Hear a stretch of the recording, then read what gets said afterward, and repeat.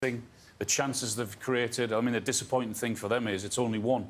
But Switzerland have been miles the better team. Surprised you? A little bit. Just how much dominance Switzerland have had. I thought Switzerland would have the edge in this game, but the amount of dominance and territory they've had in this game and the chances they've created.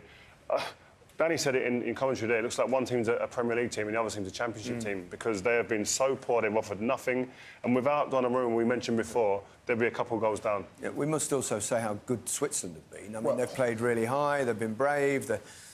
This side of the group doesn't look so easy now, does it? I mean, the Swiss have been outstanding. Yeah. I said before the game, you want to be on this side, but they've been energetic, they've been organised, they all know the roles, the pressing together, the dropping together. Yeah. It's been a really accomplished performance. All the sides, to me, that I've seen play well in this tournament are the ones that have been brave and pressed high. And they've done it Austria, really, really Spain, well. Switzerland have done it really well. They're so organised. Everyone knows what their job is, and they're doing it really, really well. Yeah. Remo Freuler. Yeah. What a goal. What a move. It was. What Slight a move deflection it was. at the end, but full of confidence. And Italy are just basically chasing shadows and couldn't get near them. Great centre-forward play. The touch, bringing people into the game. And then just watch the way he takes the two defenders back, which then creates the space for Freuler to run into. And he does it superbly well, and what a finish. A good play from the three of them, Mbolo and Doi and Vargas. They've been the threat, and Italy can't get near them, but what a goal. Look how many bodies are in there. Look, you see one on the edge of there, almost 6 players in that box there, making sure that all the blue shirts are indecisive, don't know where to go, don't know who to pick up. That's what happens when you flood the box like that. But I think at the beginning, I think the technique to keep that down was very good as well. Little deflection probably does help him, but this has been great play from Switzerland. I think the forward players, the three of them, have popped up in different positions and haven't been easy to pin down for these Italian defenders. And that ability to kind of ask questions and keep them guessing has really, really been a plus point. He's actually their sixth different scorer at these Euros, which is their highest ever figure at a tournament. Wow. But I just looked on the analysis there. If you look at centre-halves, and you've got Bastoni and you've got Mancini, and we talk about Fagioli coming in, and Jorginho, the area where the ball went, Jorginho probably would have read that. Fagioli on the ball has been great, he's been outstanding, he's playing all the key passes, but just that tactical nous, knowing where to be, to stop that ball going into the middle of the goal. How many goals have we seen scored from that area? Yeah. Ball cut back almost, or put into that area where the penalty spot is and someone from deep running onto. So you need that defensive midfield position is experience means a lot in that area, and obviously he's a young kid. I said I was looking forward to the battle, how Mancini and Bastoni were going to handle the three forwards. Non-contest at the minute. It could have been worse for them, but for Donnarumma, he made a couple of great saves. Yeah, we said before he'd be looking to put it in the other corner, but it's a wonderful save. He stays high, stays up for as long as he can and makes a good save. And he's so dependable in their goal. And again, I think they're lucky to have him the way that they're playing. They've been terrible. This was a decent save as well, wasn't it? There's no doubt about it. He really goes for that. He's alive and alert, and he pushes it onto the post again. So without him, they'd be already out. Most definitely. Yeah. Great hair he's got, hasn't he? Fantastic quiff. Don't ask me. We spoke about Italy's attack before the game, Alan, and you pointed it out, and, well, we haven't seen much of them at all. They've just... I mean, when they have been in into a forward position, which is very, very rare, they've just offered nothing. I mean, it's been... I highlighted how poor they were. Cristante gets in behind. It's a really good move, but you've got to get the ball into the box there. Again... Akanji blocks it there, doesn't it, from Chiesa, who went over to that side, who looks more dangerous, I think, from that side. But that's it. That's all that Italy have offered in 45 minutes. Yeah, nothing much. But, I mean, I don't know what they can do to improve. What can he do to change it? You mentioned maybe Jorginho, but he's kind of more of a defensive midfielder. They haven't got the quality. I think you just got to stay calm, haven't you? You've got to stay calm. You're going at half-time. You know the tactics not worked. We've talked about their formation, playing 3-5-2, didn't work. They've gone back to a 4-3-3. Yeah. I like the point that you made before. I like Chiesa on the left. Get Chiesa on the left-hand side where he can come inside and he can be dangerous in this game. Yeah, I mean, they've been behind in all their games. They came back in 2 of them, so that might give them something. You talked about the crossing. You noticed Undoi got behind once and perhaps the movement wasn't quite right in the middle that time, Alan. No, that's the threat about getting players in there, in between the back four and the midfield. But they're brave, you know. They commit so many men forward and getting into the box, but I think Mbolo should be on the end of that. I think it's a great ball in. You've got every right to ask to say, OK, where are you then, you know? Because that you're crying out for, ping it across, then you've got to get someone on the end of it. I think also, Gary, when they're so composed and everything's running through Xhaka, he's the conductor in this team. But as soon as they get an opportunity to play the ball straight through the lines into one of those attacking midfielders or strikers, they do it. And that's where all the good opportunities are coming from this Switzerland team. Do you know what disordinato means? Go on, tell me. I thought you know because you're in Italy. It means messy, sloppy, Sloppy. untidy. I talked before the game about them being brave in possession.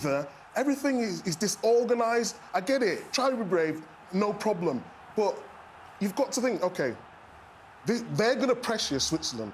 We don't want the ball in these areas. Can our wingers go higher and wider, leave a bit of space for us, then to get on the ball, then to play out? But they know exactly what they're doing. And this is why I mentioned before, I've watched loads of clips on what they do, talking about the high turnovers, and they know the system to perfection, the Swiss. And Italy, of course, have been really bad, but you have to give a bit of credit to Swiss as well for how organised they've been. And Scamacca, he's been non-existent in the whole game. I think playing out is the way the game's gone now. I think very, very much Pep influence, and that's fine. But you have to have variation in your game. You can't play every single ball short because the opposition then say, you know what, there's no threat ever of you going long, so we're going to come 100 mile an hour at the front of the pitch and know that you're not going to play the ball long. And here you see them. They push him into short, small passes like that. That's going down an alleyway, and he ain't coming out of there. It's poor. It's poor, and he's got a lot of thinking to do. That man in the picture. Yeah. Well, speaking of him, he was most passionate and energetic thing about Italy's performance so far, and that was during the anthem at the end, I think. It's great to see that. Passionate, love it. I think. Did you used to sing like that? Of course I used to sing. I loved it. Haven't heard my voice. Did you not see the video yesterday? Yeah. Can you give us a rendition? Come on. OK. I'm not sure if we've mentioned it much during the tournament, but there's this thing called the iPlayer you might want to check out. When you're a champ, there's something extra. BBC One and iPlayer from 7:30. That's followed by Romania-Netherlands on Tuesday. BBC One iPlayer from 4:30. And we'll have highlights of England-Slovakia tomorrow night. BBC One from 11 o'clock. 2 words. Blowing up. What do the Italian media and the Italian public, James, make of the way the draws turned out here at the Euro? So winner of this one against England or Slovakia, and then it's the likes of potentially semi-final Austria, Turkey, Netherlands, Romania. They're not getting ahead of themselves, Ali. I mean, I think the group stage has been so traumatic for them since that, well, not even really since the win against Albania. Since the first 11 seconds of that game against Albania, when Di Marco throws the ball back to his goalkeeper, and Behrami, the Albanian midfield player, scores and puts Albania ahead. You know, Italy have been behind in every game so far this tournament. So their qualification was in jeopardy. You know, if Zaccagni doesn't score that 98th minute goal, they don't go through as a third-place finisher. They go out. So they haven't been getting ahead of themselves in terms of thinking, OK, fantastic, we're on the right side of the draw here. They're really taking it game by game. So if Spalletti says he wants his Italy side to play as though they're wearing Armani suits, he wants the spike of a stiletto in there as well. Yeah, absolutely, Kelly. I mean, that Armani suit has been in need of a dry clean over and over again so far in this tournament. Well, it's not vintage anymore, is it? No, absolutely not. And yeah, I don't think there would be a market for anyone buying it if they go out tonight. So, look, I mean, he's been talking about how in the group stages, the press, us, we told them they were in the group of death. You know, he didn't say that, but it put pressure on the players. And that the players, after the Spain game, were too busy thinking about permutations. You know, what happens if we finish runners-up? A draw might be enough here. Why don't we just play for a draw? Oh, no, we're behind. He's like, tonight, win a knockout game. They know that the only way through this is to win. It simplifies things. And he hopes that it'll relax the players, that they'll actually play with less pressure tonight than they have done in the group stage. And we should remember as well, Kelly, and I know it's a totally different generation, but this stadium, James, holds a very special place in the football hearts of all Italian fans. Gianluigi Buffon, we were talking about him this morning, was the goalkeeper when they won the World Cup final in this stadium back in 2006. And you were saying to me this morning, James, that he was sort of making his presence very visibly felt. I mean, that must give them actually a bit of strength and a bit of succor. Yeah, I mean, it really does. I mean, Buffon is part of the national team setup. He's taken the role that the late Gianluca Vialli left, and he's there as a motivator, as a hype man. He's there essentially to tell stories. And that's what he's been doing over the last week. He's been telling them all the stories about what it was like in the lead up to that game in 2006, what it meant to be standing on the shoulders of giants, being on the brink of winning something that has made him and that 2006 group immortal. And they're looking for inspo right now. They're just looking for any kind of inspiration that they can grab onto that can maybe spark this team into life. They hoped it was the 98th minute equalizer that Zaccagni scored against Croatia. They're hoping that it might be some of the anecdotes that Gigi Buffon has been telling them so far this week. James, been a pleasure to talk to you as always. I know you're joining us out. As Micah said there, and I think as players they look like they're really enjoying being a part of that as well. It looks like an enjoyable bunch to be around, and they're getting the results, as you say, which always makes it a little bit nicer. Yep, they've been pushing quite close in tournaments recently, haven't they? But with this this band of players that they've got, and you can understand the celebrations that they're going through there. What a moment for them. It's the first time actually Switzerland have won in the knockout stage of a major tournament without the aid of penalties since the 1938 World Cup. And even I wasn't around before you start for that one. You was. You knew what I was coming back with there. Yeah, I was waiting for it. You've got a big grasshopper on your white shirt, Alan. In fact, you've got two. 6 tournaments in a row. Yeah, in the knockout stages. A great achievement, and you know, whether it is England or whether it's Slovakia, it'd be a very, very difficult game. They play brave. They play so high, don't they, as well? I think it's just the team. They're a team. You look at their players. Obviously, they've got some good ones with Xhaka, and Kanji, and Sommer. But the way they're set up, when we're talking about other teams, we're saying, oh, they've got that player, and how we're going to get into that system. They've got players that fit into the system perfectly, and they all know the job. The team spirit looks great, and yeah, they were a joy to watch today. They look like a team that's very well coached. They look like they spend a lot of time on a training pitch. You know what I mean? It's like a club team almost, where you go, everyone knows their job. We saw many times when someone like Xhaka goes down a cul-de-sac, it looks like, and all of a sudden another red shirt appears and offers himself. I saw a lot of Leverkusen this season. They reminded me a little bit about the way they played. You know, with you know, without superstars, particularly in their side, but they know what they're doing. They're so disciplined and organised. Everybody buys into it. Everyone knows their job, and you could tell that how well organised and how well drilled they were. And when they wanted to press, they all went, and they were fit enough to do that. They had enough energy. But it's not only doing that. When you're on the ball, you've got to have quality on the ball, and they certainly had that. And pass it around, they're trying to draw the Italians in, to hit them like that. Great centre-forward play, holding the ball up when your team needs it, but then also affecting the game, taking 2 defenders away, which then allows that space for Freuler to run into, and you're looking for the finish, and he finished it up superbly well. That first ball, though, changes the pace of the game. Just slow, and that ball from Akanji into the front player, which he brings in well, because it is a difficult ball to bring in because of the pace on it. But when you up the pace like that and you get numbers in the box like this and cause problems and you move the other shirts around, you're going to get opportunities on goal, and then it's about composure. Who's coldest in these situations to slot it away? And it was a wonderful finish in the end.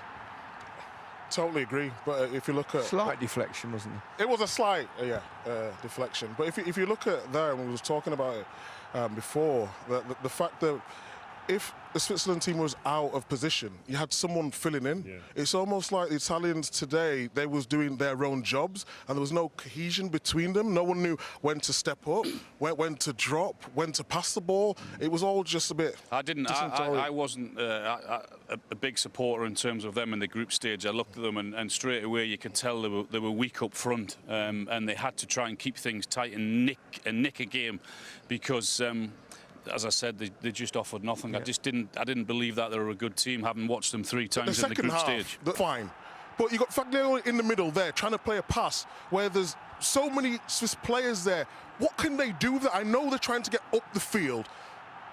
If you lose the ball there, look at the amount of numbers now in the middle of the pitch. And I'm thinking to myself, like, Italy are known for being organised. Now you've got 6 players on the counter-attack, and then the next bit just sums it up. The ball goes wide, okay, you've got some sort of shake back, but look at Di Lorenzo here.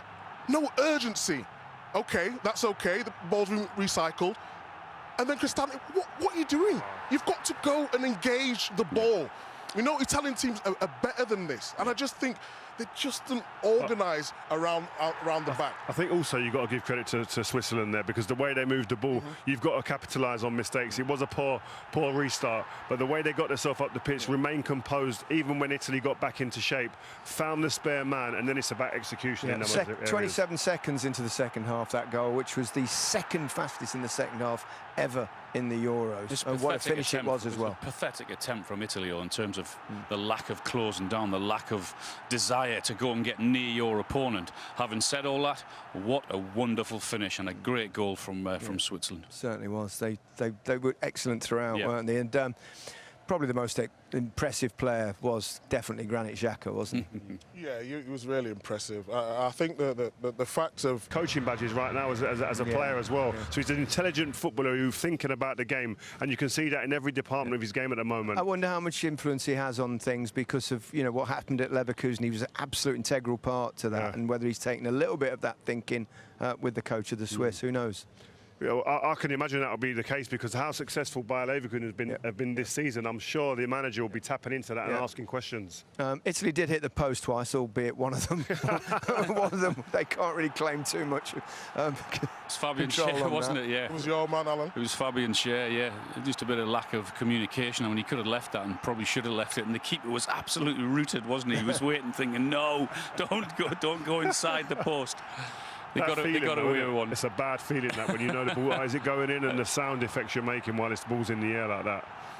Lucky. It was Scamacca, wasn't it? Yeah. I think I looked offside to me. Yeah, I think we need more from Scamacca, though. We need more from him, don't we? I mean, in a game you're not going to get any more now. It was such a disappointing performance. You know, the form he's shown this season has been okay. We saw him in the Premier League at West Ham, and he had a little argument with the manager before about his work rate, and today he was just non-existent. Yeah, he really was. We've got some